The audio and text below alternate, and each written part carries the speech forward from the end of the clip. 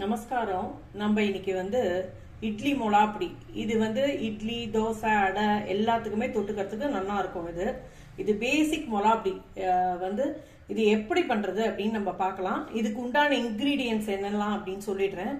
இது எப்படின்னா, ஒரு கப்பு உளுத்தம்பருப்பு, முழு உளுத்தம்பருப்பா நான் எடுத்துட்டு இருக்கேன். அது நான் ஒரு கப் எடுத்துட்டு இருக்கேன்.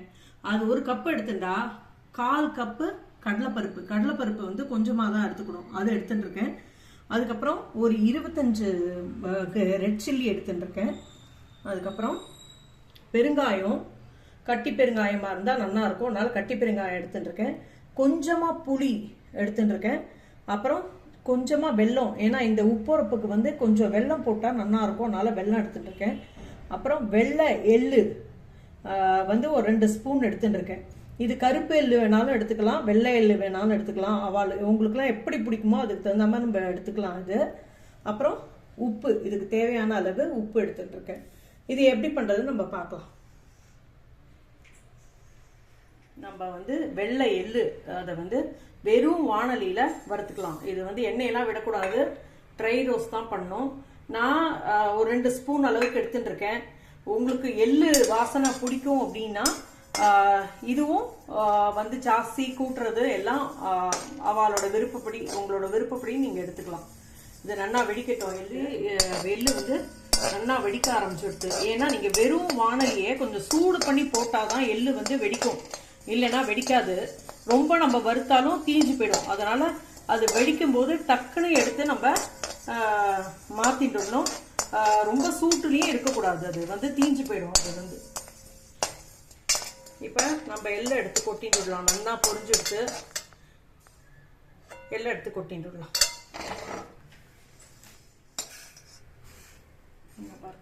இப்ப நெக்ஸ்ட் இந்த ஒரு கப்பு உளுத்தம்பருப்பை நான் இப்ப போட்டுக்கிறேன். இதுவும் எண்ணெயெல்லாம் விடாத ட்ரை ரோஸ்ட் தான் நான் பண்ண போறேன். ஏன்னா நம்மளுக்கு கொஞ்ச நாள் வச்சுக்கணும், நம்ம ஒரு 2 மாசம் வச்சுக்கணும் அப்படின்னா நம்ம எண்ணெய் விட்டா அது ஒரு மாதிரி ஸ்மெல் வர ஆரம்பிச்சிடும். இந்த மாதிரி நம்ம எண்ணெய் விடாத நம்ம நல்லா செவக்க வெறும் வாணலியில போட்டு வறுத்துனோம்னா இது ரொம்ப நாளைக்கு வீணா போகாத நல்லா இருக்கும். இது எப்பொழுதும் பண்ற ட்ரெடிஷ்னல் மொளாப்படி.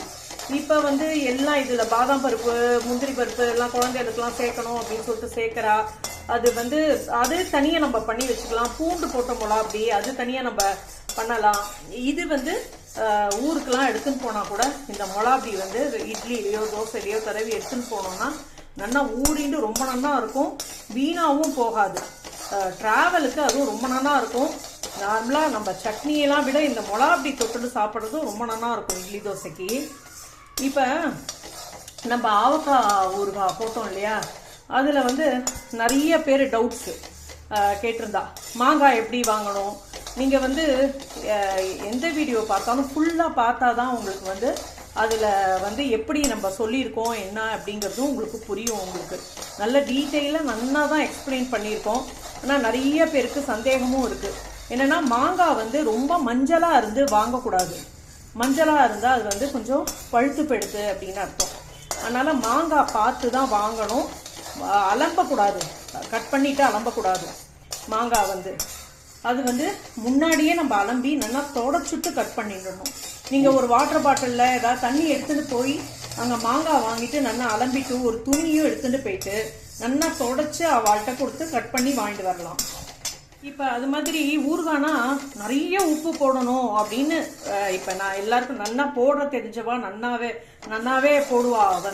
இப்ப போட தெரியாதவாளுக்கு நான் என்கிட்ட நிறைய இந்த மாதிரி டவுட்ஸ் எல்லாம் கேட்கறவாளுக்கு மட்டும்தான் நான் சொல்றேன். நான் இப்ப என்னன்னா, ஊறுகானா உப்பள்ளி போடணும்னே கிடையவே கிடையாது. உங்களுக்கு மாங்கால அதுவும் நிறைய உப்பு போட்டோம்னா ரொம்ப கரிச்சு போயிடும். மாங்காய் வடுமாங்காவா இருந்தாலும் சரி, ஆவக்காவா இருந்தாலும் சரி, அதுக்கு என்ன உண்டோ அதுக்கு உண்டான உப்பு மட்டும்தான் நம்ம போடணும். நம்ம கொஞ்சம் குறைச்சு போட்டுண்டா கூட அந்த 3 நாள் கழிச்சு நம்ம எடுத்து பாக்குறோம் பார்த்தல எப்படி ஊறி இருக்குன்னு, அப்ப நீங்க உப்புரப்பு ஏதாவது கூட நம்ம சேர்த்துக்கலாம். ஆவக்காக்கு நான் சொல்லியிருப்பேன், நான் கரெக்டான மெஷர்மெண்ட்ல நான் சொல்லியிருக்கேன். அது படிக்க போட்டா ரொம்ப நல்லா வரும் ஊறுகாய். நம்ம என்னன்னா, ஊறுகாய்க்கு காரம் கொஞ்சம் ஜாஸ்தியா போடணும், உப்பு பாதி தான் போடணும். எவ்வளவு காரம் எடுத்துக்கிறோமோ அதுக்கு பாதி அளவு தான் நம்ம உப்பே போடணும். அது வந்து அதுக்கப்புறம் கடுகு பொடியோ வெந்தய பொடியோ அதெல்லாம் நம்ம வந்து பார்த்து கூட்டி குறைச்சி நம்ம போட்டுக்கலாம். உப்பை நம்ம ஜாஸ்தி போட்டுட்டோம்னா அதுக்கப்புறம் சரி பண்ணுறது ரொம்ப ரொம்ப கஷ்டம். இதுக்காக இன்னும் கொஞ்சம் மாங்காய் வாங்கி போடணும், அப்புறம் இன்னும் கொஞ்சம் உரப்பு போடலாமான்னு போடுவா. அதெல்லாம் வந்து உங்களுக்கு வந்து செட்டே ஆகாது. நம்ம போடும்போது ஃபர்ஸ்ட் கொஞ்சமாக எடுத்து ட்ரை பண்ணுங்க. உங்களுக்கு வந்து போட தெரியாது, இதான் ஃபர்ஸ்ட் டைம் போடுறேன்னா 2 மாங்காய் வாங்கிங்கோ. 2 மாங்காய் வாங்கிட்டு அதை ஒரு பாத்திரத்தில் வச்சு அளந்துட்டு அதுக்கு எப்படி 4க்கு 1 சொல்லியிருக்கேன் வந்து சில்லி பவுடர், அதில் பாதி தான் நம்ம வந்து உப்பு சொல்லியிருக்கோம், அதில் பாதி தான் வந்து கடுகு பொடி சொல்லியிருக்கோம். அதனால் மெஷர்மெண்ட் எல்லாம் கரெக்டாக கொடுத்துருக்கு. நீங்கள் அப்படி கிலோ கணக்கில் வாங்கினாலும் அதில் மெஷர்மெண்ட் எல்லாம் டிஸ்கிரிப்ஷனில் கொடுத்துருக்கு, நீங்கள் பார்த்து போட்டுக்கலாம். இப்போ பார்த்தீங்கன்னா உளுத்தம்பருப்பு நல்லா செவந்து வர ஆரம்பிச்சிருக்கு. நம்ம இதெல்லாம் பக்கத்துலேயே இருந்து தான் நம்ம வந்து இதெல்லாம் வறுக்கணும். நம்ம மட்டும் வச்சுட்டு நம்ம போனோம்னா எல்லாமே தீஞ்சு போயிடும். அதனால் பக்கத்துலேயே இருந்து கரெக்டான அளவில் வறுத்தாதான் எல்லாமே நன்னாவும் இருக்கும். இப்போ வந்து இதை மாற்றிக்கலாம். தட்டில் கடலைப்பருப்பு கொஞ்சமாக தான் நான் போட்டுருக்கேன். உளுத்தம்பருப்பு தான் நான் ஜாஸ்தியாக போட்டுருக்கேன்.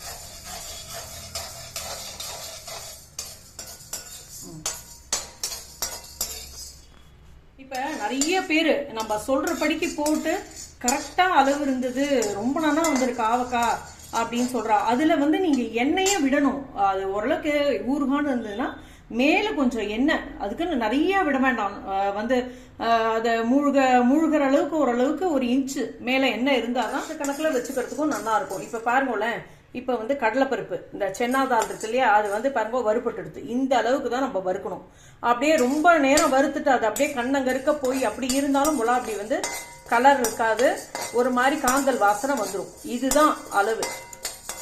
இப்போ இதையும் நம்ம உளுத்தம்பருப்பு கடலைப்பருப்பு ரெண்டுத்தையுமே கலந்து நல்லா ஆற வச்சிருக்கேன். இந்த பக்கம் எள்ளும் ஆற வச்சிருக்கேன். இப்போ அடுத்தது வந்து நம்ம கொஞ்சமாக எண்ணெய் விட்டுக்கிறோம். நல்லெண்ணெய் தான் விட்டுக்கிறேன் நான் வந்து. கொஞ்சமாக நல்லெண்ணெய் விட்டுண்டு இதில் வந்து இந்த கட்டி பெருங்காயம் இருக்கு இல்லையா, அதை வந்து போட்டு நல்லா நம்ம பொரிச்சுக்கணும். இதை நல்லா இப்படி பண்ணிட்டோம்னா நல்லா பொரிஞ்சுன்றோம். நல்லா பெருசாக ஆகும், அந்த அளவுக்கு நம்ம பொரிச்சுக்கணும். இது பாருங்க, இந்த மாதிரி நல்லா பொரிஞ்சு எடுத்து பாருங்க பெருங்காயம். நம்ம ஒருவேளை இப்போ இந்த இதையும் இதில் போட்டுக்கலாம். ஒருவேளை உங்களுக்கு பெருங்காயம் கட்டி பெருங்காயம் இல்லை பவுடர் அப்படின்னா இந்த சூடாக போட்டிருக்கோம் இல்லையா, அந்த உளுத்தம்பருப்புலேயே நீங்கள் தேவையான பவுடர் அதில் போட்டுடலாம், போட்டு கலந்து வச்சுடலாம். இப்போ இந்த புளி இருக்கு இல்லையா, சின்ன பிட் எடுத்துட்டுருக்கேன், ஒரு சின்ன பிட்டு புளி. இதையும் இந்த எண்ணெயிலேயே ஜஸ்ட்டு ஒரு ஃப்ரை பண்ணி போட்டோன்னா உங்களுக்கு சில சமயம் புளி வந்து ஒரு மாதிரி ஈரப்பசையாக இருந்ததுன்னா அது வந்து உங்களுக்கு நல்லா வறுபட்டுடும். அதுக்காக தான் இது வந்து ஒரு ஃப்ரை பண்ணி எடுத்துக்கலாம். இதையும் இதில் போட்டுவிட்டேன். இப்போ வந்து மிளகா வத்தல் நான் ஒரு 25 மிளகா வத்தல் சொல்லியிருக்கேன். இது வந்து மீடியமாக இருக்கும் காரம். ஒவ்வொருத்தருக்கும் வந்து மிளகா அப்படி நல்லா காரமாக இருந்தால் பிடிக்கும், ஒவ்வொருத்தருக்கும் வந்து காரம் குறைச்சலாக இருக்கும் இருந்தால். மிளகா வத்தலுக்கு மட்டும் நான் எண்ணெய் விட்டுருக்கேன். அந்த எண்ணெய் இருந்து இல்லையா பெருங்காயம் பொரிச்ச எண்ணெய், அதுலேயே போட்டு கலந்துட்டேன். ஏன்னா உங்களுக்கு ரொம்ப நெடி காரம் வந்து வறுக்கும் போது இருக்கும் அப்படிங்கிறதுனால இது எண்ணெயும் இந்த மிளகா வத்தலில் சேர்ந்ததுன்னா நல்லா இருக்கும். வந்து டேஸ்ட் ஒன்றா சேர்ந்துட்டு இந்த நல்லெண்ணெய் வாசனையோட, அதனால் இதையும் நம்ம வறுத்துக்கலாம் கொஞ்சம். அது பார்த்தலாம், இது இந்த ஒப்பிண்டு வருது பாருங்க, இதுதான் வறுப்பட்டதுக்கு. இது மிளகா வத்தலும் நல்லா வறுப்பட்டுடுது. இப்போ வந்து நம்ம இதை வந்து இதையும் இந்த பருப்போட போட்டு நம்ம நல்லா ஆற விட்டுடலாம். இப்போ நல்லா ஆறினதுக்கப்புறம் பொடி பண்ணுறத பார்க்கலாம் நம்ம.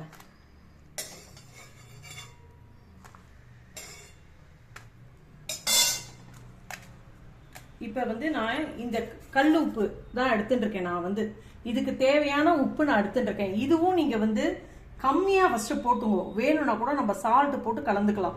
ஃபஸ்ட்டு கம்மியாக போட்டுன்ட்டு அதுக்கப்புறம் டேஸ்ட் பண்ணி பார்த்துட்டு உப்பு வேணும்னா இன்னும் கொஞ்சம் ஆட் பண்ணிக்கலாம். ஏன்னா உப்பு ரொம்ப ஜாஸ்தியாக ஆயிடுச்சுன்னா நம்ம வந்து ஒன்றுமே பண்ணவே முடியாது. இந்த உப்பையும் இதோட சேர்த்து அந்த சூட்லேயே இருந்ததுன்னா நல்லாயிருக்கும். இதுக்கு தேவையான உப்பையும் நான் போட்டேன். இது நல்லா ஆறட்டும், ஆறினதுக்கப்புறம் நம்ம பார்க்கலாம். இப்போ வந்து நல்லா ஆறிடுத்து. இப்போ வந்து ஃபர்ஸ்ட் மிளகா ஃபர்ஸ்ட் போட்டு அரைச்சிடலாம். அதுக்கப்புறம் பருப்பெல்லாம் போட்டு அரைச்சிக்கலாம் நம்ம. இது சில பேர் வந்து நல்லா நைஸா அரைப்பா. கொஞ்சம் கொஞ்சம் கரகரன்னு அரைச்சோன்னா தான் உங்களுக்கு வந்து ரொம்ப டேஸ்டாகவும் இருக்கும். இது வந்து மிளகாப்பொடி வந்து அதுவும் அவளோட இஷ்டம்தான், உங்களோட இஷ்டம்தான். நைஸாக பிடிக்கும்னா நைஸாக அரைச்சுங்கோ, குறைன்னு அரைச்சிருந்தாலும் நல்லா தான் இருக்கும். அது ஃபஸ்ட்டு இந்த மிளகா பொடி பண்ணிட்டு வந்துடலாம். இது பாருங்கள, இது நல்லா ஆயிலில் வந்து வறுத்ததுனால இது கலரும் நல்லா வரும். இந்த மிளகா வத்தலோட கலரும் நல்லா வரும். இது வந்து இந்த மிளகாவும் எடுத்துக்கலாம், நீங்கள் அந்த குண்டு மிளகா வரும் இல்லையா, அதுவும் எடுத்துக்கலாம். இது ரெண்டுமே மிளகாப்பொடிக்கு நல்லா இருக்கும். இந்த 2 மிளகாயுமே இதை பொடி பண்ணின்னு வந்து மிளகா வத்தல் போட்டு அரைச்சின்னு வந்தாச்சு. இந்த அளவுக்கு பொடி பண்ணிட்டாச்சு. இப்போ வந்து இந்த பருப்பை வந்து கொஞ்சம் கொஞ்சமாக போட்டு வந்து பொடி பண்ணி எடுத்துன்னு வந்துக்கலாம்.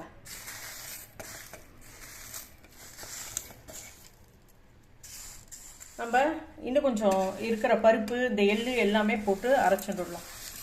நான் வந்து இந்த வெள்ளத்தையும் இதோட நான் சேர்த்துக்கிறேன். நான் ஒரு சின்ன பிட்டு தான் எடுத்து வச்சுட்டுருக்கேன், ஒரு சின்ன வெல்லம், அவ்வளோதான். இதுவும் ஆப்ஷனல் தான். உங்களுக்கு வெல்லம் பிடிக்காதுன்னா நீங்கள் வந்து இதை வந்து அவாய்ட் பண்ணிடலாம். வந்து குறப்பாக தான் அரைச்சிருக்கேன். நான் ரொம்பலாம் நைஸாலாம் அரைக்கலை. ஏன்னா அதில் இருக்கிற பருப்பு கொஞ்சம் வாயில் கடிப்பட்டால் ரொம்ப நல்லா இருக்கும் மிளகாப்பொடிக்கு. அதனால நான் குறன்னு தான் அரைச்சிருக்கேன். இப்போ வந்து கடைசியாக நம்ம இந்த எள்ளை போட்டு நம்ம ஜஸ்ட்டு ஒரு 2 சுத்து தான், அதுக்கு மேலாம் பண்ணக்கூடாது. அப்புறம் ரொம்ப நைஸாகிடும் மிளகாப்பொடி. இப்போ பாருங்க, கம்மன்னு இட்லி மிளகாப்பொடி சட்னி பொடின்னு சொல்லுவாங்க பெங்களூரில். இந்த தட்டை இட்லிக்கெலாம் இந்த பொடி மேலே போட்டுட்டு சாப்பிடுவா. சட்னி சாம்பார் எதுவுமே வேண்டாம், இந்த மாதிரி மிளகாப்பொடி இருந்துட்டுன்னா இட்லி தோசைக்கு நல்ல காம்பினேஷன் இது. இப்போ வந்து இட்லி மிளகாப்பொடி ரெடியாக எடுத்து இது நல்லா ஆறினதுக்கப்புறம் தான் நம்ம கிளாஸ் பாட்டிலில் ஸ்டோர் பண்ணி வைக்கணும். சுட சுட எடுத்து வச்சுட்டோம்னா அப்புறம் நீத்து போயிடும். அதனால நல்லா ஆறட்டும். எப்படி இருந்தாலும் அந்த மிக்சி சூடு இருக்கும். நம்ம நல்லா ஆற வச்சு அரைச்சா கூட நம்ம அரைச்சதுல அந்த சூடு இருக்கும். இது நல்லா ஆறினதுக்கப்புறம் நம்ம எடுத்து வச்சுக்கலாம். இப்போ நான் சுட சுட இட்லியும் வாத்திருக்கேன். இட்லியோட இந்த மிளகாப்பொடி எப்படி தடவி சாப்பிட்றது அப்படின்னு பார்க்கலாம். நம்ம சுட சுட இட்லி வாத்தாச்சு. சூட இட்லி ரெடியாக எடுத்து இட்லியோட இந்த மிளகாப்பொடி போட்டால் நல்லா இருக்கும். இந்த மிளகாப்பொடியிலேருந்து கொஞ்சம் எடுத்து போட்டுக்கலாம். இப்போ நல்லெண்ணெயை விட்டுட்டு இதில் குழச்சிக்கலாம். இதை இப்போ வந்து இட்லியும் மிளகாப்பொடியும் தொட்டுட்டு சாப்பிட்றதுக்கும் நல்லா இருக்கும்.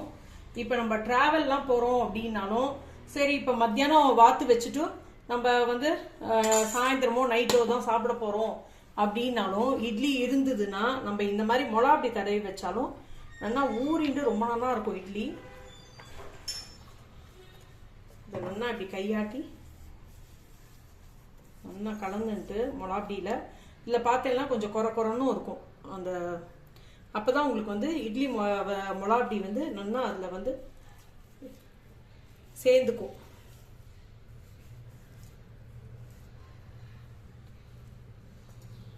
இந்த மாதிரி நம்ம தடவி வச்சுட்டோம்னா ரொம்ப நல்லா இருக்கும் இட்லி ஊறிண்டு.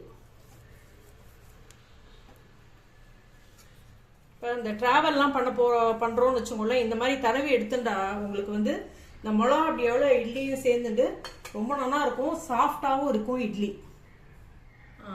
இட்லி மிளகாப்பொடி எப்படி பண்ணுறது அப்படின்னு பண்ணி காமிச்சிருக்கேன். முன்னாடிலாம் உரல்ல வந்து இடிச்சு பண்ணுவா, அது அவ்வளோ நல்லா இருக்கும், வாசனையாக இருக்கும். இதில் பூண்டு போட்டு பண்ணணும் அப்படின்னா நீங்கள் வந்து கடைசியில் வந்து நம்ம எல்லாம் பொடி பண்ணினதுக்கப்புறம் பூண்டை நல்லா வதக்கின்ட்டு அதுக்கப்புறம் நீங்கள் இதில் போட்டு பொடி பண்ணிக்கலாம். பூண்டு மிளகாப்பொடி வேணும் அப்படின்னா. இப்போ மிளகாப்பொடியும் எப்படி வந்து நம்ம இட்லியில் வந்து தடவிக்க வச்சுக்கிறது, இது நல்லா ஊறிட்டு நல்லா சாஃப்டாக ஆகிடும் இட்லி. ரொம்ப நல்லா இருக்கும் ட்ராவலுக்கெல்லாம். எல்லாரும் பண்ணி பாருங்க. உங்களோட கமெண்ட்ஸ்லையும் போடுங்க. நீங்கள் உங்களோட ஃபீட்பேக்கை கமெண்ட்ஸில் போடுங்க. வந்து ஏதாவது டவுட்ஸ் இருந்தாலும் சொல்லுங்க. இல்லைனா வேறு ஏதாவது பண்ணி காமிக்கணும்னாலும் நீங்கள் கமெண்ட்ஸில் சொன்னீங்கன்னா நான் பண்ணி காமிக்கிறேன். தேங்க்யூ.